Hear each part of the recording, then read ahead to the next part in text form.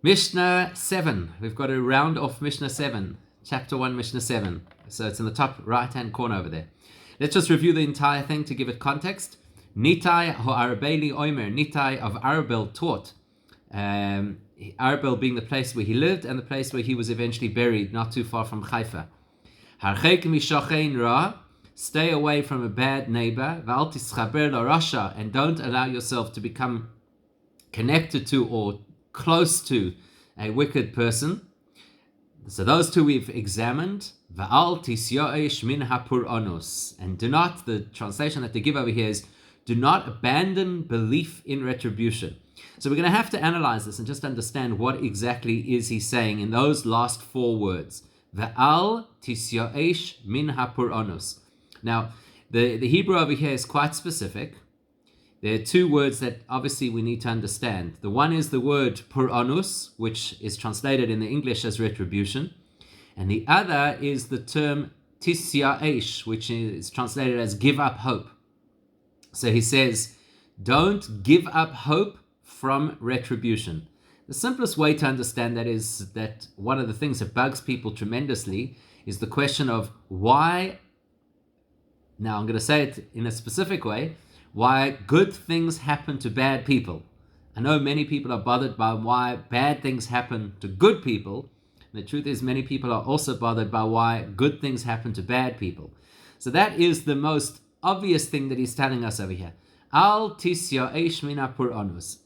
That if you see that there seems to be injustice in the world and the bad guys seem to get off lightly and they live a good life and they're not held accountable for the things that they do wrong, Al tisyaesh, don't give up hope, because there will be retribution. That's why it's translated in the English over there as dafka, the word retribution, because that's the message. Don't give up hope. Hashem has a plan, and although it might not happen on our timeline, and we may often feel extremely frustrated over the apparent miscarriage of justice, Hashem has his plan.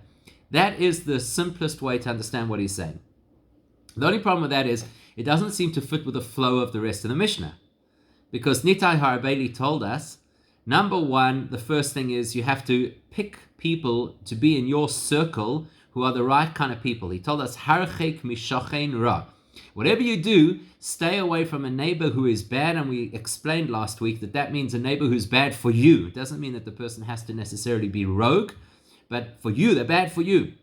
Then he said, Al tischaber l'rasha, that there is a need and there's a responsibility that we all have to engage with other people, even if those people are, to our minds, rishoim, they're wicked people. We're not allowed to just fob them off and have nothing to do with them. We have to reach out and we have to try and have a positive influence over them. But al tischaber, don't get too close. That's the point. Once you're in a position of sharing or trying to influence or trying to somehow uplift somebody else, ensure that you are the one doing the uplifting and not the other way around, not that they're dragging you down. Al tischaber. So why would we go from that into the question of al tisyosh min hapur onus, don't give up hope of Hashem taking retribution? I mean, it's a valuable point and it's a valid point, but it does not seem necessarily to fit the flow of what we're learning in this particular chapter. So that's what we've got to think about for a second. We've got to think about this concept. There's another way to translate it. Al tisyaesh min hapur onus, instead of translating pur onus as retribution, which of course is a plausible way to translate it, but there's another way to translate it as well. Pur onus is a singular word, pur onuyois is the plural, and that's basically misfortune. So very often we have in the language of our sages the word puraniyos as an expression of misfortune. Now if you translate it that way, for example, the Gemara will say, or the Midrash will say, that you'll always see that Hashem's midah tova, his attribute of goodness, is much stronger and more powerful than midas puranus, than his attribute of punishment. So that's where you see the word retribution. But often we use the word, like for example, when you travel and you say Tfilas Haderech, the traveler's prayer, which in today's world possibly you just say when you go from the living room to the dining room.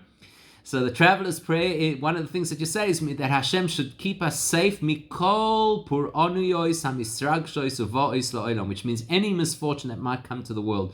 We list certain things specifically, but then we say more generically, any misfortune. So if you translate the word puranus as misfortune, then al tisyaesh mina puranus takes on a whole different meaning. Totally different meaning. What's that meaning?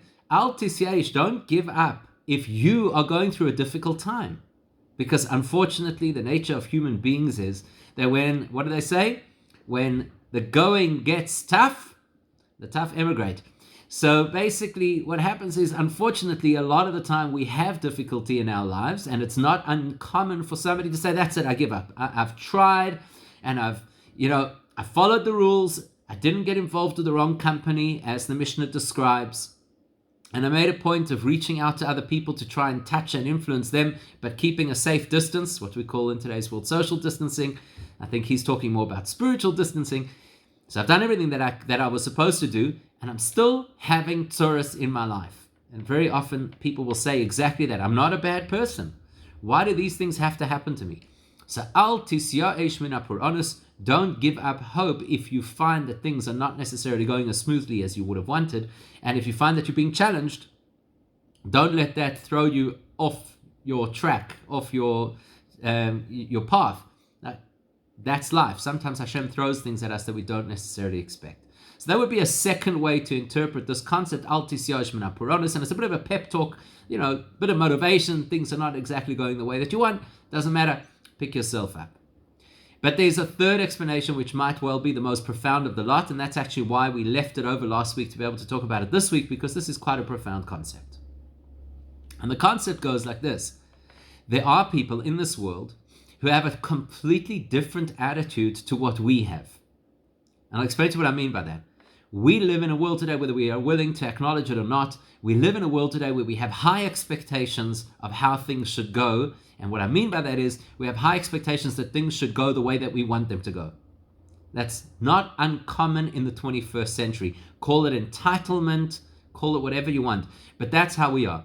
We have an anticipation that things are going to be good. And that's why when things are not good, or when they don't go according to our timeline or our expectation, we get quite frazzled. So maybe our ancestors, and when I say that, I'm not talking about hundreds of years ago, maybe even our grandparents had to tackle things like the Cossacks or pogroms or world wars or the proper epidemics and they were stoic, and they somehow kept their head and they pushed through. Like I always think about those people who came out of the Holocaust and got married in the DP camps. What kind of strength of personality does it take for a person who's just seen their family murdered in front of their eyes and spent who knows how much time emaciated and abused and lost all human dignity, and then they come out and they're still in the DP camp. They haven't even set up home yet. They don't even know where they're going to land up, and they commit to starting a new life. It's incredible. Now compare that to us.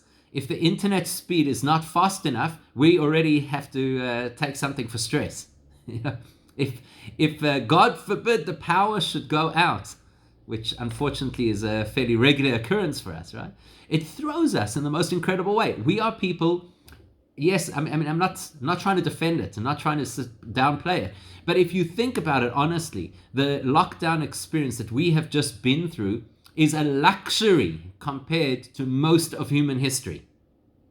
Lockdown with food deliveries, running water, heat or cooling as you need it, a garden, and streaming HD TV. I mean, what exactly are we complaining about? So in our attitude, if anything goes wrong, we get very nose out of joint and we don't know how to handle it, and we kind of react in an inappropriate way. We throw our toys out of the cot for very minor things in the bigger scheme.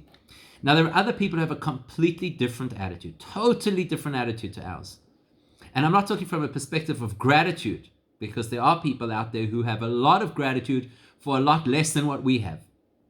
But besides that, there's something else. There are people out there who kind of embrace challenge. They embrace difficulty. And I'm not suggesting that this is necessarily something that we should do, that we should dafka look. We don't invite difficulty. We don't say, dafka, once upon a time people used to do that. They used to go roll in the snow so that they would feel the pain of the physical experience so that they could be more in touch with their neshama. It's not for us, besides the fact that there's no snow anywhere to do this in, but it's not for us. So we're not talking about inviting disaster into your life, but there's a very interesting story about the Maggid of Mezrich, Rabbi Dov Ber, the successor to the Baal Shem Tov, who had a student who asked him a question. He said, look, it says in the Gemara in Brochus, the first tractate of the Talmud, that just as you are obligated to bless Hashem for the good things in your life, so too you are obligated to bless Hashem for the Pur'aniyos, for the difficult things in your life. And he said, I don't understand this. The Gemara goes so far as to say, Lekabule besimcha, that when bad things happen to you, you should accept them with joy. He says, I can't relate to this. What do you mean with joy? How's that even possible? So the Maggid of Mezrich said, listen, I'm not going to answer your question. Instead, I'm going to direct you to a neighboring town, the town of Anipoli. There's a student of mine there. His name is Reb Zusha. Speak to Reb Zusha and he'll explain this principle to you. Okay, he was very excited about it. The guy travels to the next town, to Anipoli. He arrives, starts asking around for the great sage and Rabbi Zusha. Nobody knows what he's talking about. He assumed, it's a student of the Maggid of Mezrich, must be a famous man. Nobody knew who he was, and he goes back and forth. Eventually, somebody directs him to the edge of town where the real indigent lived, and says, listen, you're probably looking for this fellow Zusha. He lives at the end of town. So he goes and he finds this ramshackle, run-down shack. Walks inside, knocks on the door, walks inside, and the place is the most incredibly poverty-stricken place he's ever seen in his life. The children are running around wearing threadbare rag clothing. There's no furniture, a couple of blocks of wood that double up as chairs and as tables, and some hay, that's what they sleep on. He looks at Reb Zusha himself. Reb Zusha does not look like the picture of health. He seems to have a lot of challenges in his own life. And he looks at this. He says, somebody who's not recognized by the community for his greatness, doesn't have a cent to his name. His children are suffering. He has health issues. He says, I can understand why the Maggid of Mezrich sent me to this man to ask him, how do you accept what Hashem dishes out to you with joy?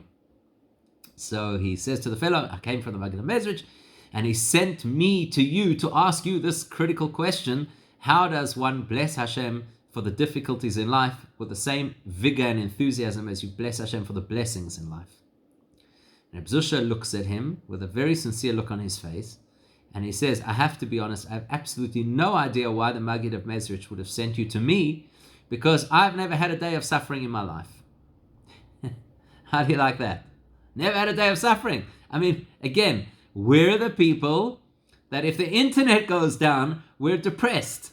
Here's a person whose life was an unmitigated disaster, one issue after the next, no problem. Never had a day's tzuros in my life. So what does that mean? That some people have an attitude that you should embrace Puranis. You shouldn't invite it. You shouldn't ask Hashem for the tzuros. But if the tzuros come your way, you should be quite happy and accept them with open arms. Why? Now let's think about that for a second. What would the logic be to say that this is actually a good thing, and that's like there's value in suffering? What would prompt a person to think that way? So we have a principle. It's a principle that we can all relate to. It's a principle that is brought down in Kabbalistic literature.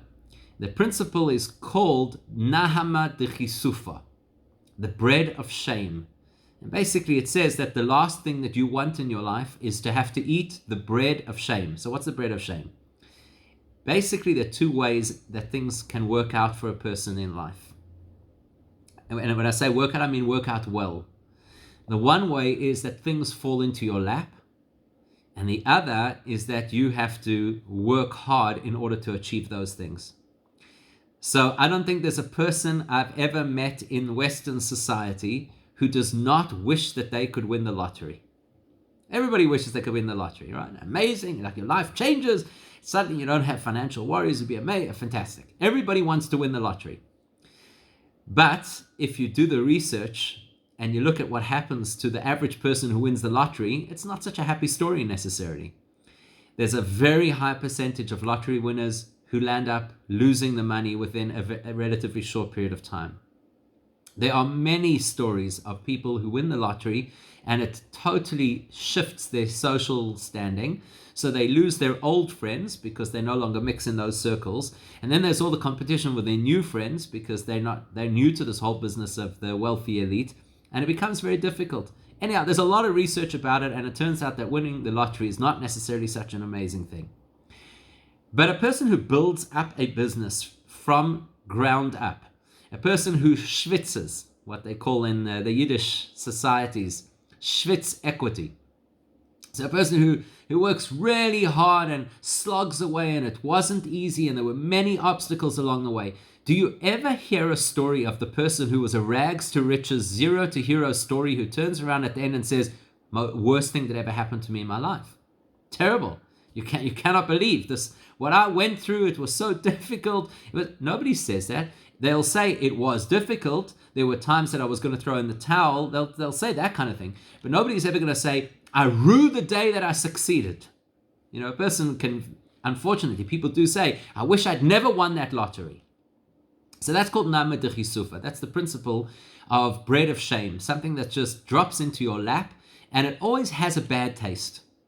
Because of the fact that you didn't invest, because of the fact that you didn't have to work for it, therefore it has a bit of a bad taste.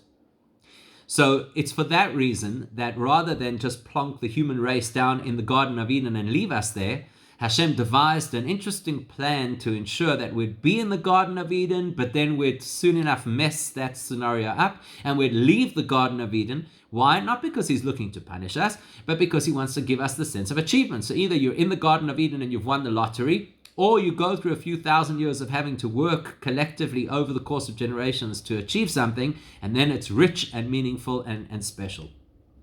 And there are various other examples like that throughout history. The most notable for us, what we're going through obviously, is where's Mashiach? Surely Hashem could have made this a lot easier when he sent King Solomon to build the first temple. That's it. Let life be peaceful forever, as it was during King Solomon's times. Why did we have to have a destruction of the temple and going into exile and all the tzoros that follow? Same principle. We don't want Nahama de Chisufa. We don't want Hashem just to dump us, so to speak, into the butter. That we should be born with a silver spoon. No, he doesn't want that. He wants people to work. In fact, if we can just digress for half a second, when Hashem promised Abraham that he was going to give a special land to his descendants, so what does it say? It says that Hashem made him kind of walk up and down the whole of the land of Israel, and eventually said to him, this is the land that I'm going to give to you and to your children as an eternal inheritance.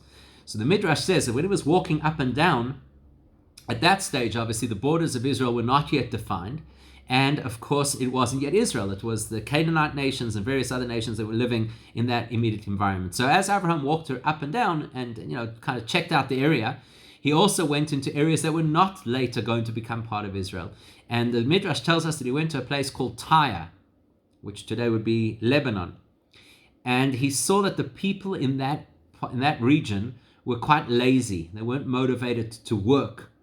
So he said to Hashem, please do not give this territory as part of the land of Israel, because the Gemara tells us, Yesh Eretz Megadeles Giborim, that there's a principle that the environment, the physical environment that you live in, has an influence over what kind of a person you'll be. And that's one of the reasons why cultures differ geographically, because the actual geographical environment has an influence over a person. So Abraham was dead against this principle of his children living in a place where there's no work ethic, where there's no sense of wanting to achieve, of having ambition. It's quite insightful when you think about it. So that's the Nama de Chisufa principle, that we don't want things just handed to us on a silver platter. We actually want to work and achieve and own the things that we own. There's a beautiful expression in Yiddish that Hasidim use. The expression is that when Hashem does the work for us, it's hecher. It will always take us to a much higher spiritual plane than what we do on our own. But when we battle through on our own, then it is tayere, which means that it's more dear, it's more precious. And I think everybody can relate to this in our own lives. Those things that we have to work for, those are the things that become precious to us. Okay, what's this got to do with Puranos, though? Nothing, apparently. What's it got to do with Puranos? It doesn't seem to be related to that principle at all, except for this. Sometimes those people, or not only people, it's actually various strata of life. Sometimes when you get things for free, it's because it's an indication. This is an incredibly important principle. When you get things for free, it's an indication that you don't actually have a relationship. So, for example, when the Jews were in the desert complaining about the food that they remembered from Egypt, they said, we remember the fish that we used to eat in Egypt for free. What does it mean for free? They didn't go to the shops. They didn't go buy food in the shops because they were part of the slave population and they were fed by the government. So it was free. But if you think about it, what kind of free is that? First of all, they own you. You're slaves. So they own you as people. That's first of all. And second of all, free means you have no relationship. Free means that the Egyptian doesn't care about you when he hands out the free food. It's just what he does in order to sustain his own slave machine. He doesn't care about you. So by the same token, let's say for argument's sake, you walk into a shop. So you walk into a shop, you know how it is. Everybody's got their thing. They didn't have everything I needed, and I had to stand in line, and the cashier wasn't working at that quickly, and it took a long time, and prices have gone up. We have a lot of complaints about the fact that we would go to the shop. You walk out of the shop, and there's a person standing out of the shop. As you come out of the shop, there's a person standing up there. Please, can I have some bread? Very common African scenario, right? Please, can I have some bread? As you walk out of the shop. So what do? When you see that person, maybe you preempt and you buy them bread, or you've got a coin and you give them the coin. Now, what did they do to earn it? You had to go and work and earn a salary in order to be able to have enough money to be able to buy your grocery purchases. So you invested in the experience. They did not. They just put out their hand and boom, that's it. You give them something. Or worse than that, maybe they actually are in the back behind the shop removing things that have been thrown out by the shop proprietor that, just expired goods or whatever. So they're getting groceries for free and you're getting groceries that you pay for. What's the difference? Which would you prefer? It's not even a contest. I mean, obviously you'd prefer to get things that you pay for. Why? Because it means I'm a customer. It means that you supply me. It means we have a relationship. In the language of Hasidus, we call this panim befanim. We can look each other in the eye. We have a level playing field. Whereas the person who's at the back scrounging around through the trash, although whatever they're going to get is for free, they are naturally seen as on a lower level. They're not on the same level as the customer. They're certainly not on the same level as the owner of the shop. So it's the same thing with us and Hashem. If you want to be on Hashem's, in a relationship with Hashem, you have to understand relationship is complicated. A relationship with Hashem means that some of the time, part of that relationship is the tough stuff. If you are at a function and you see that there's a child running up and down, making a mess, disturbing people, screaming and shouting, if it is your child, you go to that child and you take them aside and you give them some kind of a consequence and say, that's not acceptable behavior, and you wrap them over the knuckles. Because it's your child, you care about them. If it's somebody else's child, you just roll your eyes and say, sure, some people don't know how to discipline their kids, and you move on. You're not invested in it. So, Pur'aniyos, the fact that a person might have difficulty in their life, is a signal that there's relationship. If there was no relationship, Hashem wouldn't care to stop and make us think. So, the person whose life is a mess and Hashem doesn't care about them, so go ahead, have a wonderful life. What do we care? You'll make a lot of money, people will love you, but you'll be destroying your soul. Doesn't matter, I don't care about your soul. So therefore, there are people who welcome Puranos into their life. It's a good thing. It means Hashem cares about me. He cares enough about me to redirect me, to wake me up, to just kind of give me a little bit of a reality check. So that's what Nitai Harabeli wants to tell us. He says, sometimes in life, a person is going to say, I'm doing my best to grow as a Jewish person. So I'm staying away from influences that might be inappropriate for me. First part of the Mishnah. Stay away from a neighbor that's bad for me. I'm doing that. And Al Tischaber Rasha, I'm reaching out to the rest of the world and to my own physical side, trying to be a positive influence, trying to be inspiring without getting totally caught up. So I'm doing what I have to do, right? I'm doing what I have to do. And Al Tisyayish Min HaPuranos means don't give up hope if you don't find that Hashem ever makes your life difficult. See, it's the exact opposite of what we thought. The first way that we explained it was don't give up hope if Hashem does make your life difficult. But a deeper appreciation is to say, Maybe if I'm not experiencing challenge in my life, I'll get nervous and think, why is Hashem giving me so much bracha? Doesn't mean he doesn't care about me. Doesn't mean there's no relationship. That's what he's telling us over here. So he says, Al tisyaesh, don't give up hope. We are not a masochistic religion. Right? We don't believe that you have to go through some kind of terrible trauma in order to have the so-called puranus, the so-called wake-up call from Hashem to show that he still cares about you. In fact, there's a piece in the Gemara that says this. What happens if a person puts their hand in their pocket with the intention to pull out 3 coins for whatever, to buy something, to give it as a gift? It doesn't matter what the purpose is, but your intention is to pull out 3 coins. And you put your hand in your pocket, the Gemara says, and you pull out your hand, and you've only got 2 coins. So the Gemara says that disappointment, as superficial as it is enough of an aggravation to qualify as puranus.